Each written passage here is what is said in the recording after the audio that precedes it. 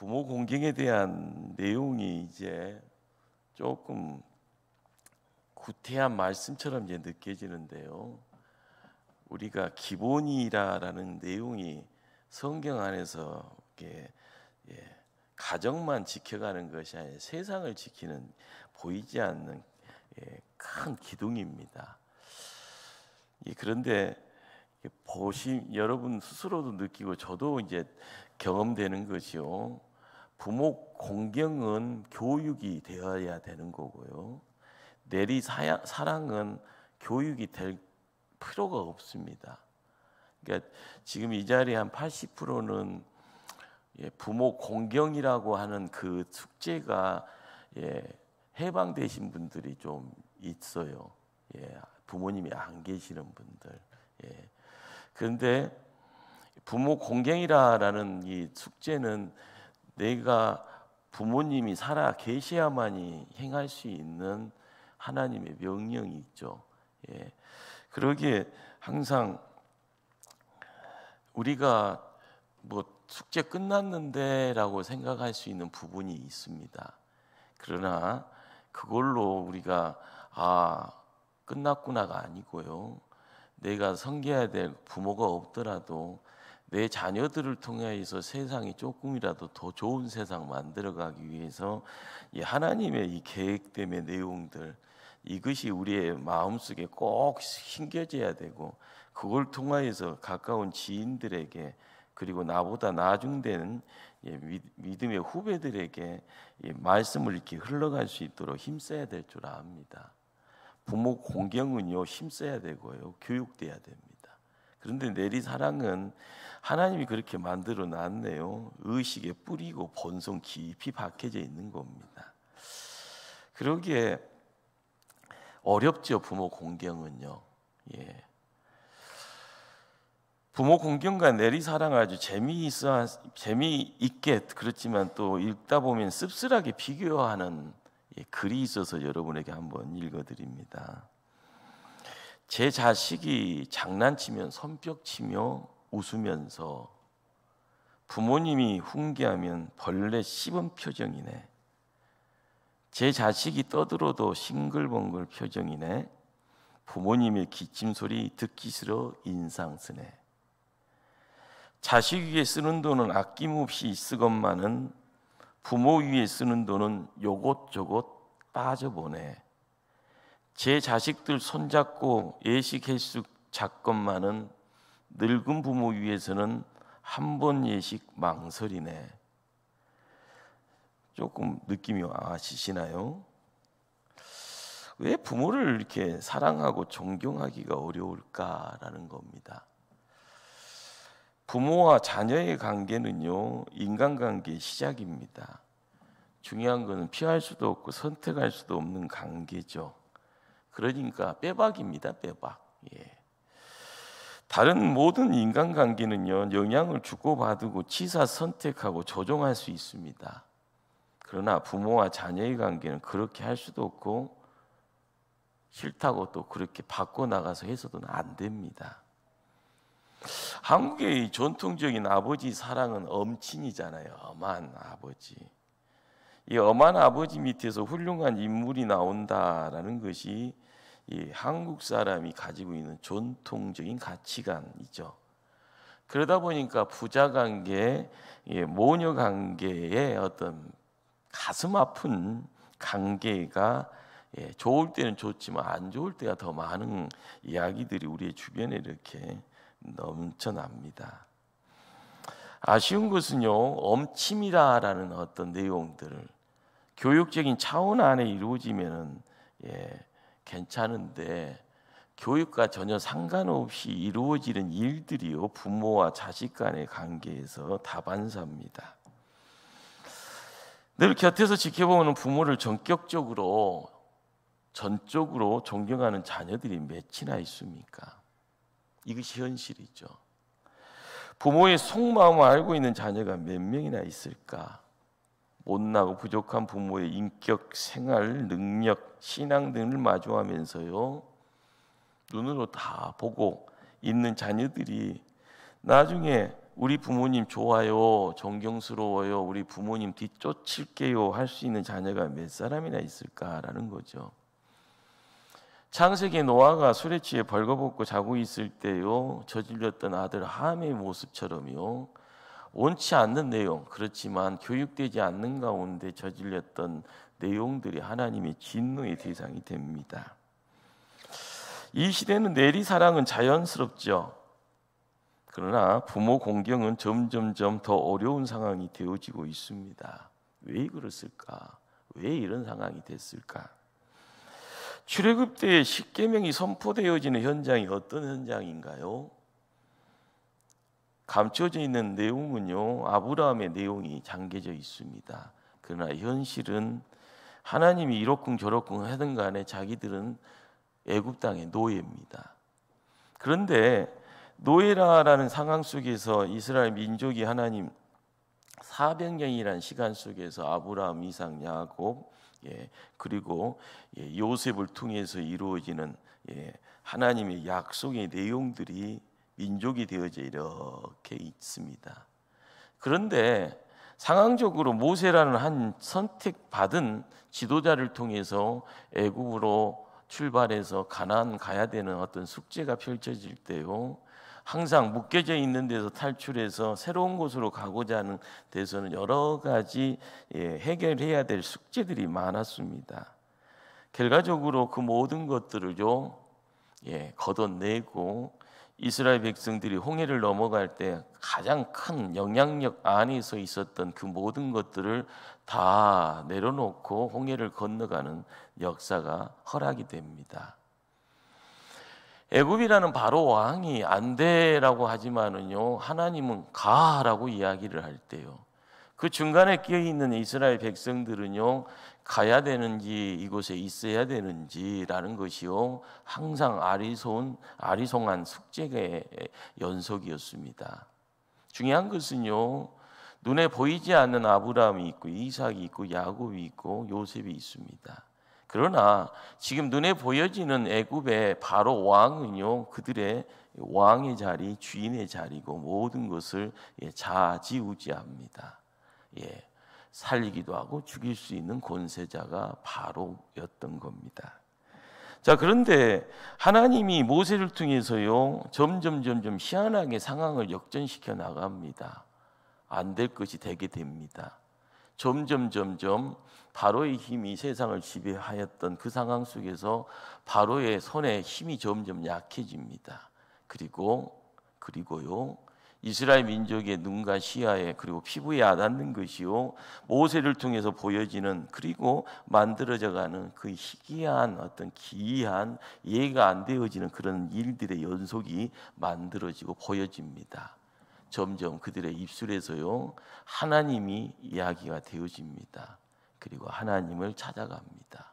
그리고 광야의 모습을 그들은 함께 그 광야의 자리에 발을 딛고 있습니다. 가나안 땅은 멀게 느껴집니다. 그렇지만 하나님은 시내산에서 모세를 불러서요 40일 금식을 시킵니다.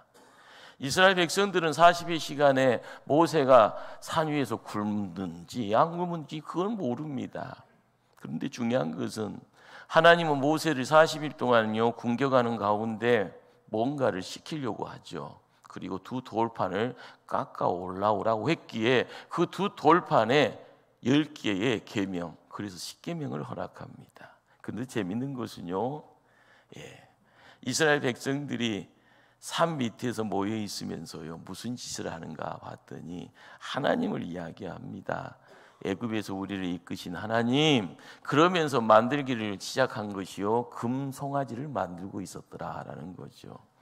그들의 생각은요 경험치 속에서 이루어지는 내용이고요 그들이 만들어가는 것은 눈에 보여지는 것만 보고 금송아지가 애굽에서 우리를 이끄신 하나님이겠거니 해서 금송아지를 만들고요 잔치 열렸네 하면서요 하나님이 원하는 예배보다는 애굽에서 흥이 날 때 행했던 그 잔치의 유흥의 내용들로 정말 끝모르는 타락의 모습들을 만들어갑니다. 그들의 생각, 그들의 입술, 그들의 그리고 몸짓을 통해서 만들어지는 내용이 금송아지가 눈앞에 있습니다. 그리고 유흥하는 가운데 먹고 즐기는 그 내용 속에서 잔치를 만들어 갑니다. 우리가 출애굽이 허락되어지는 그 상황 속에서요, 노예 생활의 내용들이 있었던 겁니다. 노예 생활에 억압된 상황에서요, 자유라라는 것을 통하여서 해방되었네라고 이야기되어지는 그 상황 속에 하나님은 모세를요, 시내산 정상에다 덜커덩이 올려놓고 아주 엄청난 큰 일을 만들어 가려고 준비하면서 십계명을 허락하는 그 시간에 이스라엘 백성들은요, 이제껏 누려보지 못한 자유라라는 것을요, 그들 입맛에 맞춰서 자유를 만들어 갑니다. 거기에 금송아지가 있습니다. 예배라는 이름 속에서 이루어지는 내용이 애굽에서 최고의 잔치 속에서 만들어져 보았던 것, 그렇습니다. 그들은 노예였기 때문에 즐길 수 없고 향유할 수 없었지만 이제는 우리도 즐길 수 있겠다 생각하고 그들이 들어가서 누리는 잔치가요, 먹고 마시는 겁니다. 흥청망청입니다.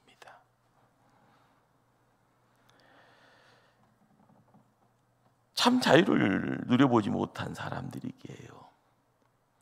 하나님 편에서 십계명이라고 이야기되어지며 1계명에서 4계명은 하나님과의 관계, 수직적인 관계고요. 5계명에서 10계명은요, 수평적인 인간과의 관계 속에 인간들 안에서 이루어지는 첫 번째 계명이 부모를 공경하라라는 겁니다. 우리가 참 자유를 느껴보지 못했던 인간들, 그들이 이제 자유라라는 것을 이제 항유할 수 있겠다 생각하면서 시내산 산 밑자락에서 행해졌던 그 모든 것들, 그것은 방종입니다. 그것은 타락입니다. 그들의 끝은요, 하나님이 원하는 것의 정반대의 모습으로 함께 갑니다. 여기서 사람을 사람답게 만들어가는, 보이지 않는 하나님을 알아가는 가운데 그 하나님의 자리에 있어야 될 분이 누군가? 부모라는 겁니다. 부모를 향하여서 자녀들이 무조건적인 순종이라는 것들, 그것을 행하는다라는 건 참 어려운 거죠. 교육되지 아니하면은요, 부모 공경과 부모의 말씀에 순종하는 거 참 어렵습니다. 역설적인 내용입니다. 바로 시내산이라는 그 자리가요, 굉장한 위태로운 자리입니다.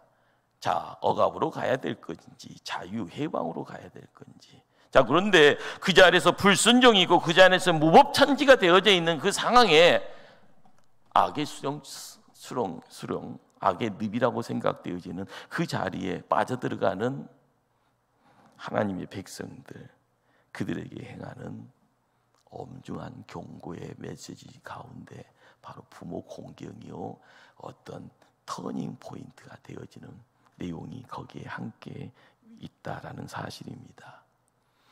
부모는요, 생명의 근원입니다.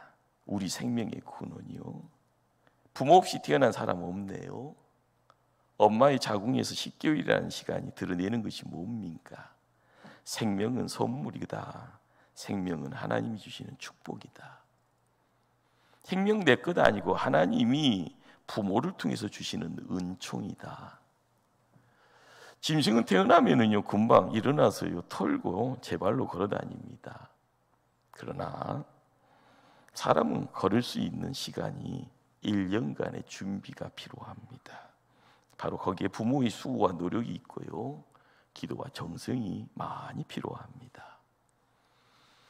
어느 정도 유아기를 보내면은 유치원의 시간, 초등학교, 중학교, 고등학교에 끊임없이 부모의 시야 안에서 부모의 사랑과 어쩔 때는 억압처럼 보여지는 잔소리 앞에서 자녀들은 불평 불만을 토로합니다. 그러나 그것이 부모의 사랑이지 않습니까? 사람을 사람답게 만들어가는 그 자리에 우리의 부모가 있습니다. 우리 모두는 부모를 의지하여 자라고요, 진정한 권위, 존경, 사랑, 신뢰를 가르쳐주는 선생이 누구요? 라고 이야기되면 바로 거기에 부모가 있습니다. 세상에서 인정받을 수 있고 세상에서 모나지 않게 잘 자랐네, 세상에서의 뭔 일을 할 수 있을 정도의 뭔 내공이 필요하고 능력이 필요할 때 그것을 모든 것을 조용히 구비하게 만들어가는 후원자가 누굽니까? 부모입니다. 오늘 메시지는요, 부모 공경이 뭘 이야기를 하는가 하면은 하나님을 사랑하듯이 부모를 공경하라라는 앞의 부분이 우리에게는 감춰져 있습니다. 부모를 공경하라라는 이 말이 뭘 이야기를 할까요? 강조하는 가장 큰 이유는 뭘까요? 우리네의 아버지 어머니가 영원히 계시지 않기 때문에 그렇습니다. 항상 죽으신 후에 자녀들은 후회합니다. 본인이 또한 자녀를 키우기 위해서 부모의 마음을 깨달을 때마다 느끼는 감정이 뭡니까? 그분들도 연약했구나. 그분들도 아픔이 있었구나. 그분들도 상처가 있었구나. 자식 통해서 느껴지는 연약함이 아니라, 아픔이 아니라, 상처가 아니라 세상에서 자식들 지켜가면서 자식끼리 올바로 성장시키기 위해서 경험되어졌던 연약이고 아픔이고 상처입니다. 나중에요, 그런 부모 공경하지 못하여 후회를 하는 그러한 불효자들이 우리네가 아닌가 생각이 됩니다. 종교개혁자 마틴 루터는요, 하나님을 이 땅에서 하나님의 대리자라고 이야기를 합니다. 무슨 말입니까? 부모가 이 땅에 하나님의 대리자라는 겁니다. 그러기에 하나님 공경하라는 말과 부모를 공경하라는 말이요, 같은 느낌의 같은 의미다라는 겁니다. 공경하라, 그렇죠, 소중히 여기라, 값어치 있게 여기라라는 의미입니다. 이 말은요, 부모를 정말 보석처럼 귀하게 여기고 사랑하라는 뜻이 될 겁니다. 그런데 오늘날 사회는요, 그렇지 못합니다. 어떤 분들은 극단적으로 현대사의 특징 중에 한 가지를 아버지를 죽이는 세대라고 이야기를 합니다. 우리는 아버지 권위가 살해되는 시대에 살고 있습니다. 이 시대는 참으로 아버지 없는 시대처럼 보입니다. 아버지 권위를 잃어버린 지 오래고요, 아버지의 가르침에 기울이는 젊은이들은 점점 수가 줄어들고 있습니다. 경험 많은 노인들이 뒷방 신세 취급당하고 있는 현실입니다. 더더욱이요, 우리 가정에서 엄마의 위치가 얼마나 중요할까. 엄마도 자녀들과 동승해서 아버지를 깔아 뭉기는 것이 문제입니다. 못나도 남편인데요. 항상 부모가 부모의 자리를 지킬 때는요, 부모가 자식 편 돼서는 안 되는데요, 부모는 부부끼리 한 편 먹어야 되는데 어쩔 때 보면은요, 기력이 되어져 있는 남자가 울고 있을 때도 많고요, 자식들을 위해서 땀 흘려가고요, 정말 먹을 거 못 먹고 굶어가면서 외국 나가 있는 처자식들을 위해서요, 돈 보내고 나서 육신이 피폐해지고 병 들어가는 그 모습들, 그러다 나중에 가정이 파탄 났을 때요, 누구 하나 하소연 못할 때 항상 남자들은 어깨가 축 처지는 그런 시대입니다. 우리가 여기서 극단적으로요, 시간이 지나면 어떤 세상이 될까, 이런 것을 한번 상상을 해봅니다. 아버지 없는 세대는 곧 하나님마저도 무시하고 경멸하게 될 겁니다. 아주 벌써 세월이 많이 지났는데요, 리처드 덩킨슨이라는 분이요, 무신론자입니다. 그런데 영국의 저명한 교수죠. 만들어진 신이다라는, 많은 이들이 읽어갑니다. 정말 두꺼운 책인데도요, 정말 비싼 책인데도요, 많은 사람들이 베스트셀러가 될 정도로 많은 사람들이 읽었다고 하죠. 거기서 내용이 뭡니까? 하나님은 창조주가 아니다, 인간이 만들어 놓은 신이다라고 주장합니다. 재밌는 건 여기에 박수치고 동조하는 사람들이 갈수록 수를 더해갑니다. 하나님이 없는 세대로요, 세상이 바뀌어져 갑니다. 하나님이 없다고 이야기합니다. 세상 사람들은 권위 없는 시대를 살아가죠. 하나님이 없다고 주장하는 시대 속의 사상을 살아갈 때 거기서 아버지의 권위를 잃어버리는 시대를 만들어가고 있을 때 결과적으로요, 세상은 뒤죽박죽입니다. 눈 뜨고 있지만 볼 것을 못 보고 있고요, 귀는 열려져 있지만 너무 많은 소리가 들려져서 참 진리를 듣지 못하고요, 오염되어 있는 가짜 뉴스가 진짜겠거니 하면서 거기에 안위하고 거기에 발걸음을 멈춥니다. 그러나 십계명이 우리에게 던져주는 내용이 뭡니까? 예나 지금이나 시대를 초월해서요, 내 부모를 공경하라 말씀합니다. 이것은 우리에게 주는 가장 큰 메시지가 뭘까요? 부모를 향한 공경이 깨지면 간정이 무너진다. 하나님을 향한 경외심이 없어지게 되어지면 세상이, 온 사회가 망가진다. 이것이 지구의 멸망이 되어지는 겁니다. 하나님, 부모, 공경, 이것이 뭘 이야기를 할까요? 참 생명 얻는 길이고 이 땅에서 풍성이 풍요를 누리며 살아가는 참 길입니다. 그러기에 오늘 우리가 읽었던 본문의 말씀을 다시 한번 말씀 합독합니다. 내 부모를 공경하라. 그리하면 내 하나님 여호와가 내게 준 땅에서 내 생명을 길리라. 자, 한번 신명기로 한번 넘어가서요.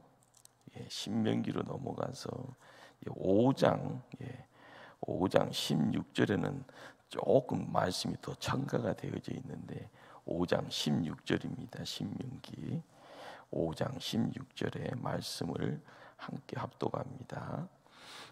너는 내 하나님 여호와께 명령한대 내 부모를 공경하라. 그리하면 내 하나님 여호와가 내게 준 땅에서 내 생명이 길고 복을 누리리라. 아멘.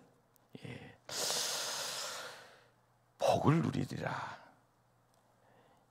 이제는 섬겨야 될 부모가 없는 노년의 믿음의 성도들도요, 알아야 될 것 중에 한 가지가 부모 공경이라는 것을 받아가는 것이 능사가 아니고요, 하나님이 도를 세워가는 것이 우리의 사명이다라는 것을 깨달아야 될 때입니다. 정말 살고 죽고 하는 것이요, 돈의 문제다 생각하면 돈에 올인해야 될 겁니다. 그러나 있어도 그만 없어도 그만, 이것이 돈이죠. 중요한 것은 하나님의 말씀이요, 우리에게 생명의 길을 제시를 하고요, 오늘 10계명 중에 5계명 부모 공경이라는 하나님의 강력한 이 명령, 하나님 사랑하듯이 부모를 공경할 때에 그 공경이 하나님 없는 부모 공경이 아니라요, 더 많은 재벌집의 부모 공경이 아니라 믿음을 통하여서요, 믿음의 가정 안에서 부모 공경의 도를 세워나가는 것이 우리에게 사명이다. 거기에 우리가 빛을 발하게 될 때요, 거기에 남들에게 조금이라도 소금의 역할을 감당하게 되었을 때 깨닫게 되어지는 변화가 무엇일까요? 우리가 이 시대를 살아가면서 끊임없이 우리에게 요구되어지는 내용들이 달리 있을 줄 압니다. 그러나 나는 이것이 먼저야 라고 생각할 때요, 가벼운 것이 먼저 될 수가 없습니다. 급한 것이 뭔가라는 것을 아셔야 되겠습니다. 우리가 부모에게요, 빛을 주고 있다는 겁니다. 먼저는 생명의 빛이고요, 그리고 받았던 사랑의 빛이 있습니다. 그리고 끊임없이 부모가 자녀들 잘 되기 위해서요, 지혜의 빛이라 해서 공부시켜가면서 없는 거 마련해서요, 걱정 없이 공부만 할 수 있게 했던 그 가그가 뭘 이야기를 합니까? 그것이요, 값어치가 있다 없다가 아닙니다. 다 감사해야 될 내용입니다. 우리는 자녀들이 부자가 되기를 원한다 생각되었을 때요, 이 부자가 어떤 부자가 되기를 원할까요? 원해야 될까요? 그냥 세상에 은행 잔고가 많아지고요, 그래서 좋은 집에서 살고요, 누릴 건 누릴 때마다, 시간 있을 때마다 전 세계 이곳저곳 다 행보하면서 나는 이런 사람이야 하면서 사진 찍는 그런 어떤 시간들, 그런 세월들이 있다고 하면 남들은 좋아할 수도 있겠습니다. 그러나 하나님이 인정해야 될 그 부자는 뭘 이야기를 할까요? 신앙의 깊이를 더하고요, 하나님과 함께 믿음의 영역을 또한 굳세게 사역해 나가고요, 그리고 사랑이라는 이 내용을 통하여서 내가 세워가는 집이 믿음의 집이요, 3대가 4대가 5대가 신앙의 대물림을 통하여서요 하나님 사랑을 이야기하는 그런 어떤 가정, 그런 믿음의 가문, 거기에서 부모 공경은요 믿음의 본을 통하여서 허락되어지는 겁니다. 내가 부모를 섬겨나갈 때 자녀도 나를 섬기는 거고요, 내가 누군가를 공경하는 가운데 어르신을 공경하는 그 모습이 주변에 나를 바라보면서 나도 당신을 공경하랍니다. 부모가 잘났다라고 이야기할 때요, 우리는요 남들이 인정하는 그 잘남을 함께 생각하려고 합니다. 부모가 대단한 분이 누가 있겠습니까?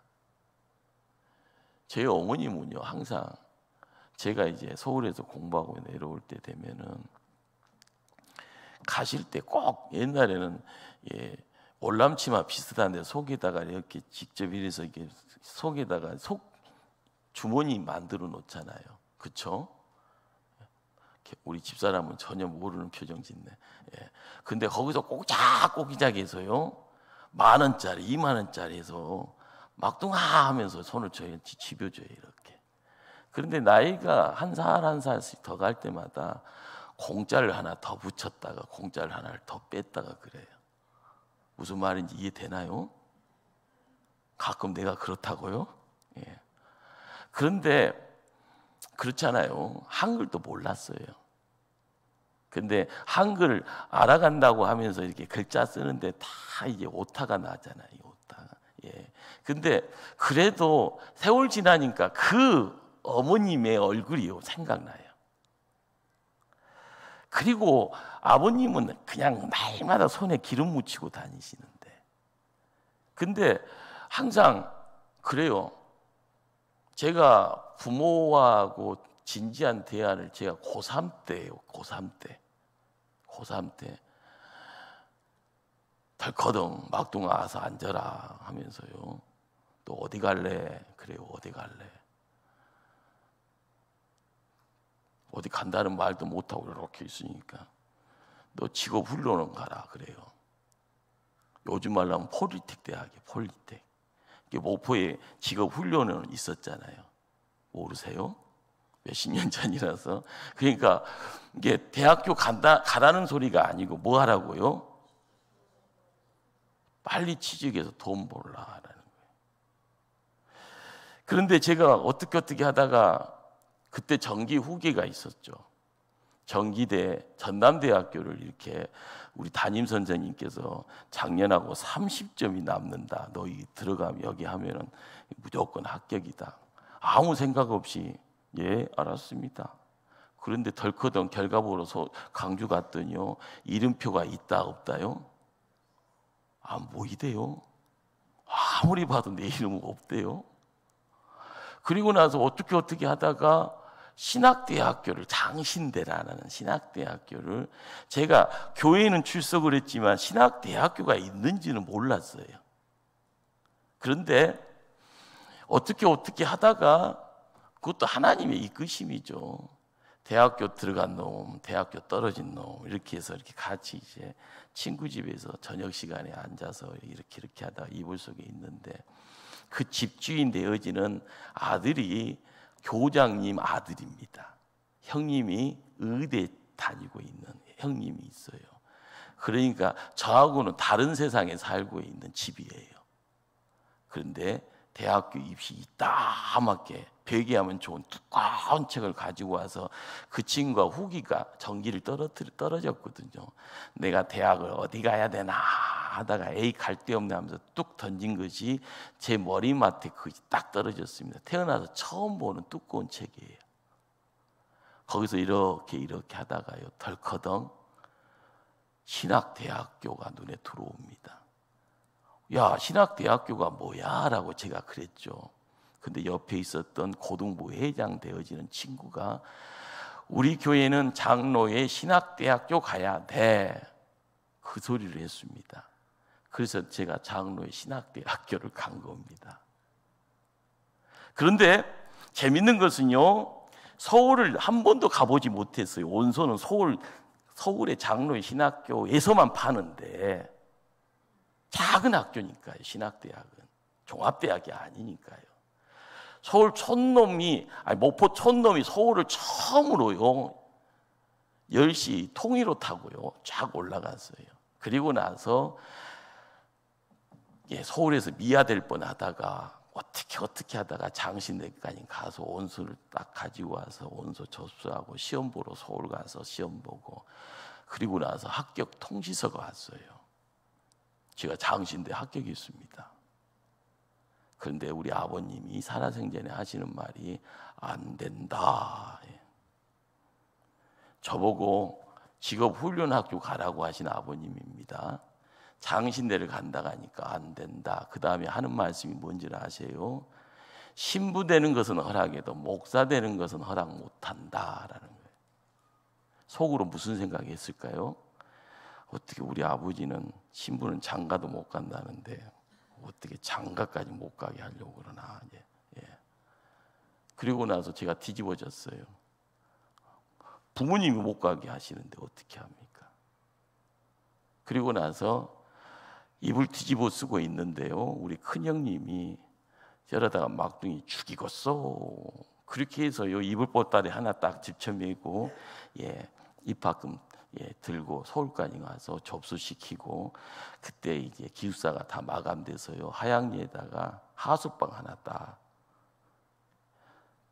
막둥아 잘해라 나 갈란다 그냥 내려가시더만요. 저에게는 부모님의 추억이 없습니다. 옛날 어르신들 다 살기 바빴고요. 어머님은 자녀 사랑을 배우지 못해서 그냥 마음으로만. 그렇지만 떠나고 난 뒤에 후회는요 막급입니다. 우리가 뭘 아는 세상을 살아가고요, 뭔가를 누릴 수 있는 세상을 살아가면서 가장 중요한 본질이 뭔가, 가장 중요한 남들이 건드려서는 안 될 하나님과의 관계를 통해서 허락된 인간의 부모 자녀의 관계에서 몰라서 행하지 못했지만 이제는 알면 뭐든지 할 수 있는 세상 살아갑니다. 관심 없습니까? 나에게는 그 일은 나의 일이 아닙니까? 우리가 깨달아야 될 것은요, 부모 공경이라는 것이요, 지금 부모님은 없지만 어른 공경을 통하여서 부모 공경의 내용들이 만들어지면 주변에 나보다 어린이들이, 어린 자들이, 후배들이 그걸 통하여서 보는 바가 있는 거고요.